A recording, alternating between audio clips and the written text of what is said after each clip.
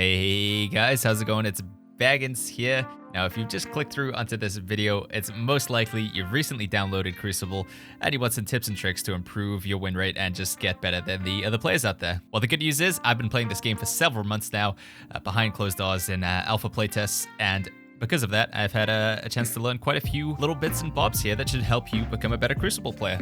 So let's get to it, shall we?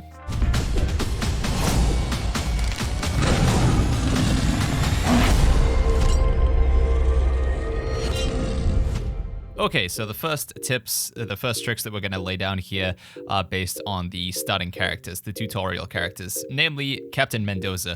So Captain Mendoza is the sort of starter character that most people are going to play. He is the most popular character that new players play, as told to us by the developers of Crucible. However, there is definitely a difference between being a good Mendoza and a bad Mendoza.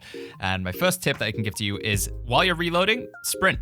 You can sprint while reloading. That's one of the huge benefits of playing this character, is you can be a fast mobile target all the time. The only time that you need to stop sprinting is to shoot the enemy. So as soon as you're not shooting the enemy, make sure you're sprinting. You can use it to reposition to get to a different bit of cover, or just generally make yourself a harder target to hit because you're moving faster. Captain Mendoza is also the only character in the game that has access to medkits on cooldown. So less than every minute of a round of Crucible, you can be calling in medkits, not only for yourself, but for your team. In games of Alpha Hunters, where medkits are in short supply, and once your health is gone, that's it, you're out of the game, this can be super, super important. If you need some actual evidence of this, there's a video that you can watch up in the top right now.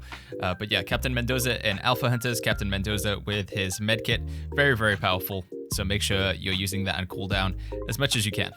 A little secret with Captain Mendoza as well is something called bunker jumping. So if you summon the medkit deployable along with the cover that it gives you, you can jump at the same time as it lands on the ground, which will launch you way up into the air. Now, the timing for this is very specific, but as you're getting better and better at Captain Mendoza, if this looks like a character that you're going to main, I suggest hopping into the tutorial and trying to call down some medkits on top of yourself, jumping as they land to launch yourself into the air.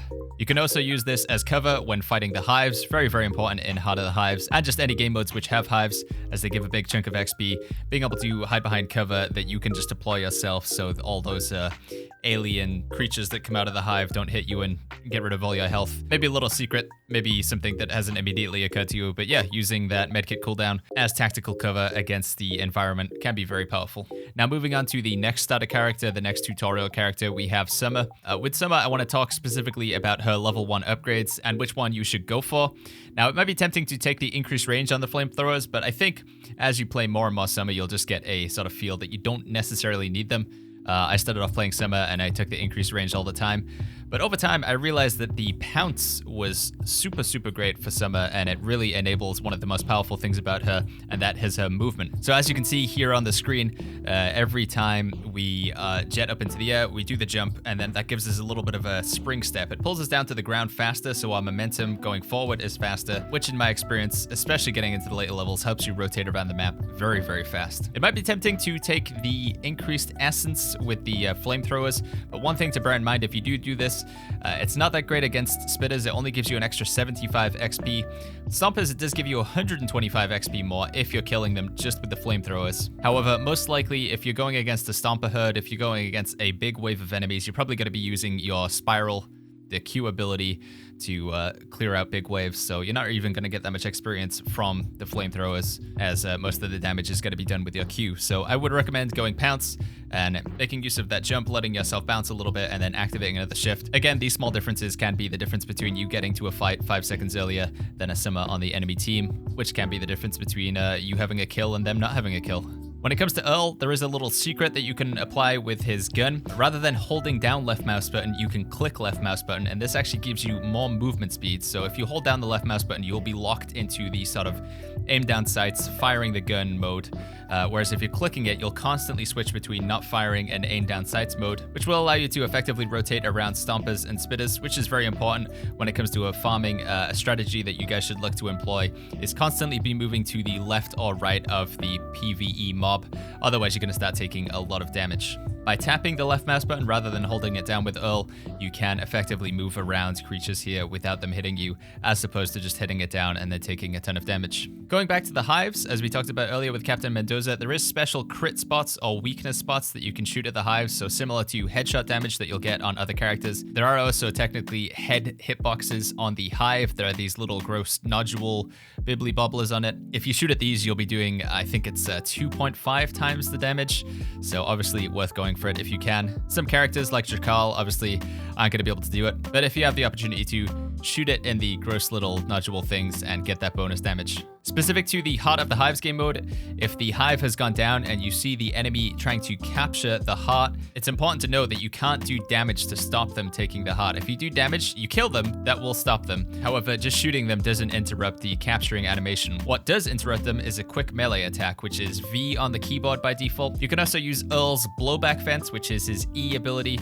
That is very effective, just flying over the hive heart and blowing back everybody so they can't capture the heart, and then using your shift to sort of rotate and wiggle in and out. Earl does prove to be a very effective character when it comes to Heart of the Hives for his big health pool and his access to CC, knocking people off of the hive heart. Okay, so that's everything specific to the starting characters and also some basic mechanics of Crucible that will help you immediately improve your game.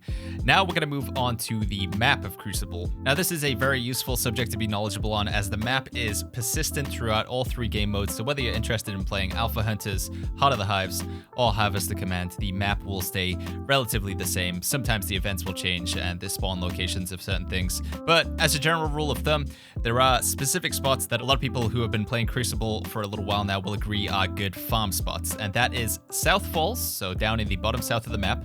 There is an abundance of spitters and stompers that spawn here. Up in the top left, going from Grotto through to Crater. Up in the top right, Spaceport, again through to Crater.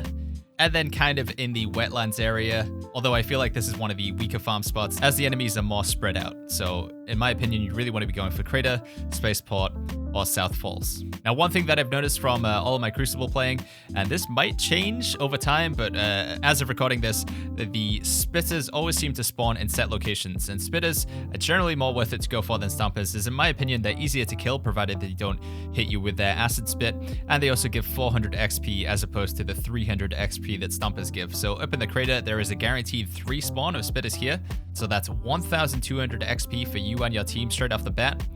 You can do a little rotation down to find another spitter down by the stairs and another one over towards the Harvester as well.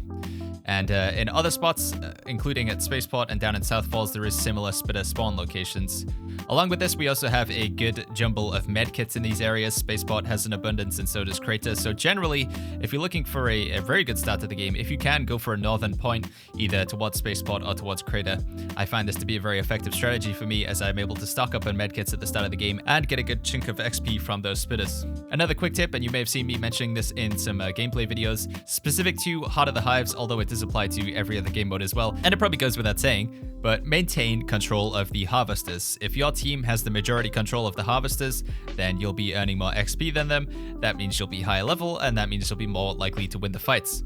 So ideally, especially in the instance of the Hives, have control of at least 3 of the Harvesters before the fight for the Hive begins. This is something that I generally aim to do, and I find it to be a very effective strategy for me. There are only 5 Harvesters on the map, so if you have 3 of them, you have the majority. And then if the fight goes longer, if it's a bit of a drawn out fight on the Hive, you know, nobody's able to fully secure it, people keep respawning, running back in, the fight lasts for several minutes. Throughout the full duration of that fight, you will be making more experience than the enemy team, which allows you to either accelerate your lead or catch back up with them if they had the lead before the fight for the Hive began. So there you go, guys. That's my quick tips for Crucible. We will be going more in depth with each individual character as this game progresses. If there's any particular character that you guys are interested in and you'd like me to go more in detail with that character first, let me know in those comments down below. If you've got any other tips or tricks that you'd like to share with players, anything that you'd like me to add in a future video and give you guys credit for, feel free to leave a comment. I'll be happy to add that tip or trick there. Maybe you've discovered something in the first few days of playing the game. But I think if you apply some of these strategies that I've talked about, effective farming, going for those locations that I talked about, playing the starter characters as I mentioned,